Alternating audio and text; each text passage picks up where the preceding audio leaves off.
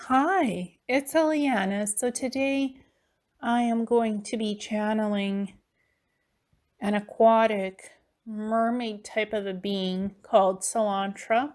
She is from the planet Avalon that was in the Lyra system and that had been destroyed thousands of years ago in the Lyran Draconian Wars, from what I know of its history. I had remote viewed Avalon, and Cilantra came in, and I had seen her during the remote viewing, and she's a mermaid type being, water elemental mermaid. So I'm going to channel her and ask her some questions. So that's what today's channeling session is about. Planet Avalon and water elementals, mermaids, and other beings. Connecting to Cilantra, to the energy, safety, vibration of Cilantra, to the frequency of Cilantra, seventh dimensional being. She has green skin, blue hair, mermaid, about 5'8". She had a mermaid's tail. She had purple eyes. So connecting to her frequency, seventh dimensional energy of Cilantra. Hello, Ileana. I'm Cilantra. It's nice to see you again. You had noticed me during the remote viewing. The energy of Avalon, the frequency of what you were remote viewing, that you had tapped into from our distant past when we were living on Avalon, as Avalon was indeed a planetary ecosystem that was the cradle of life for allowing soul consciousnesses of elemental beings of pure energy made from the stars, created from the stars themselves. In the universe, the elementals come from the stars. They come from the creation of light itself. That's one of your questions, as what I was getting from you. The question was, where do elementals come from? And they come from the stars. They come from the creation of light energy itself since the beginning of time and creation. Avalon was decided to be a planet where elementals could come and experience different forms and shapes of bodies, shape shifting, the ability to live as water elementals. For the mermaids, there's the serpent dragons who protect the various portals and systems between the planet Avalon and Avion. So the serpent dragons and other dragon elementals did that. We, the water mermaids, the water elementals, we created the sanctuaries in the deep oceans. Avalon, half of it was a water planet. There had also been land masses where the mantid sentient beings had evolved, where the various mammalian, bipedal, upright walking beings also were part of the evolution of Avalon, living in what you would call the rainbow magic forests, with the energy of the light creation and the rainbows, evolving various abilities of the elementals, the plants. The elementals could embody plant life, the trees. Their soul consciousness could embody anything living on the planet. The consciousness could come into any living being on the planet. And plants, trees, they are sentient living beings. And this rainbow energy allowed the soul consciousness to come in, because all the forests would be alight in these rainbow frequencies, allowing the soul consciousnesses of the elementals to come in and embody what they wanted to resonate with on a frequency level. That could be in a plant, in a tree, in an animal, in a bipedal walking being, or aquatic species of dolphins, whales, mermaids, mantids. Whatever they wanted to experience, they could. This included celestial magic, from which the unicorns and the Pegasus flyers that are connected to the equine beings, they could come in through the celestial magical energy fields in the rainbow forests, and they could embody those, what you would call magical creatures.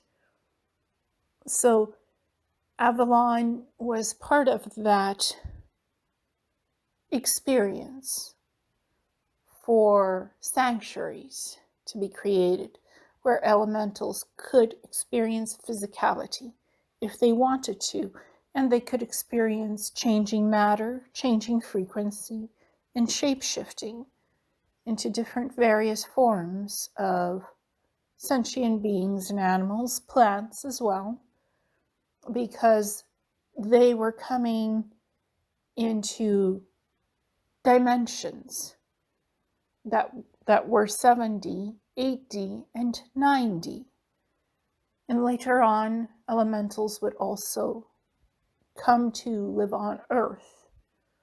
What you consider undines, which are water elements, mermaids, what you consider dwarves, gnomes,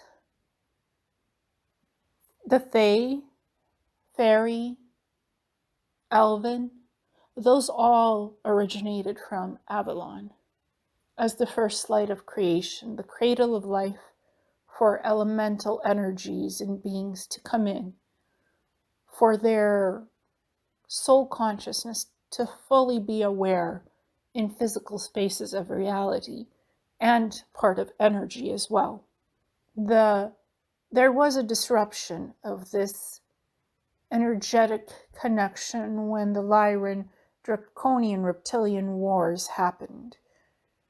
Avalon had been eventually destroyed, and what you call the feline, lions, cat-like beings, their planet, Avalon, that had been destroyed as well, but had been later recreated, both planets. Avalon actually exists in the here and the now space. So you were remote viewing the past and the present Avalon as well, since you were looking at two timescapes. And yes, planets can be recreated because their energetic frequency sequence can be collected.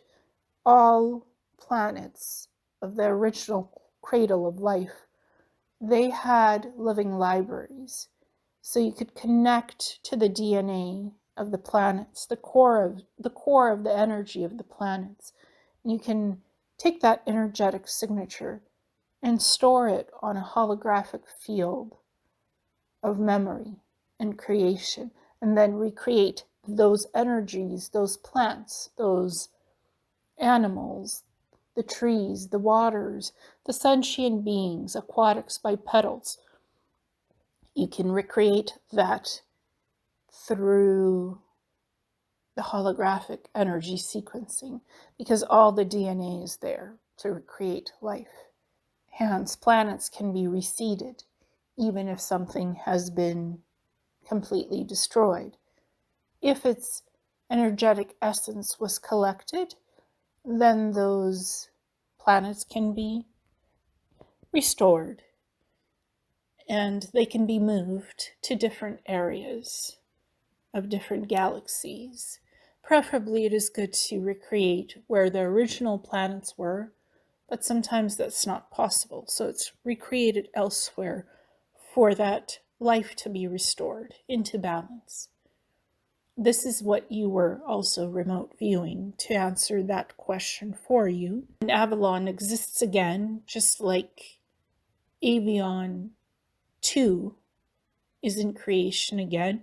Avion 1 had been destroyed, the Irma world, the lions and tiger world, and other feline cats, cat-like beings that walk bipedally, upright and on all fours. Their planet was also restored, and you had seen that. And this shows up on star charts between Lyra and Pleiades, as you call it. That does show up in modern books as those two planets existing, Avion and Avalon, existing as both planets have been restored. They are in existence, highly protected. And again, there are mermaids, there are elven, there are fairy, gnomes, dwarves, serpent dragons, other elemental dragon types that have seeded the Milky Way galaxy, Andromeda galaxy, Sirius A, B, and C, and many other star systems throughout the thousands of years since the Lyran Draconian Wars were over. So elementals still exist. They are highly connected to the earthen energy of weaving creation. Earth, fire, air, water, the ether. The elementals are connected to all of that.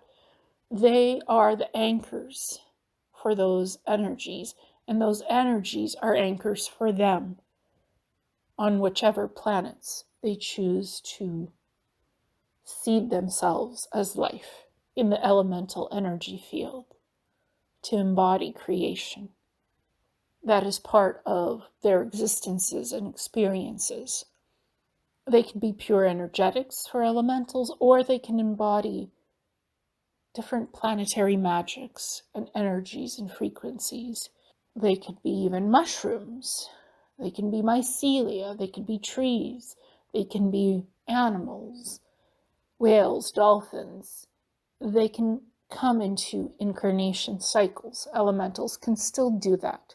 It is much more rarer now, but they do exist, and many of them live in inner Earth to this day on your planet, because inner Earth is 5D, 6D, 7D, and above, and elementals can thrive in higher dimensions and densities which inner Earth holds. In the beginning, even elementals came and were part of the Atlantean multi-species experiment to live in peace together. There was mermaids, selkies, undines, and other aquatic water elementals in Atlantis. And there was 8 epochs of Atlantis. And at that time, Earth was in 5D, not in 3D. But again, there had been reptilian, draconian wars even on Earth that came to Earth, and that particular experiment was also disrupted. And many of the elementals hid in inner Earth or went off planet and seeded other planets in creating other life forms as well, just like the Lyrans had, the Pleiadians, and so forth, the Syrians. They are all part of the seeder races, what you call the seeders, who had seeded or helped to create intelligent life on other worlds. They are part of those groups. I wanted to share more information about Avalon and what that looked like and what it is today. Hoping this answers your questions and gives you more clarity on Avalon, that indeed it was like a paradise sanctuary for elementals, for their development in their various different forms, energies, physicalities. And it was a special place connected highly to water, to the first celestial creation of magic, life force energy magic, elemental magic, creation itself, the cradle of life. It's one of the first planets that Avalon was involved in to create that experiment and see what the templates would be like of the various beings coming in. Highly sentient, high frequency, high energy beings. And then to hopefully recreate these templates on other worlds with life and expansion of the soul divine in co-creation, respecting free will thinking and free will choice, because all those beings had that on Avalon and Avion and elsewhere where creation happened. Thank you for that, Cilantra. Much appreciated for the information on this beautiful channeling and frequency. Good to know that mermaids are still part of different planets. Like I'm aware of, again, planet Mintaka, that Atlantis was seeded, the mermaids were seeded from there to this planet Earth for the Atlantean experience. And so aquatics, the water elementals, aquatics, serpent dragons, they were portal guardians and anchors for Avalon and Avion because those two planets were close together. They were neighboring planets. And they were interconnected together. So it's good to know that what I saw in the remote viewing, that sort of gives a broader informational point through the channeling. Thank you so much. Blessings.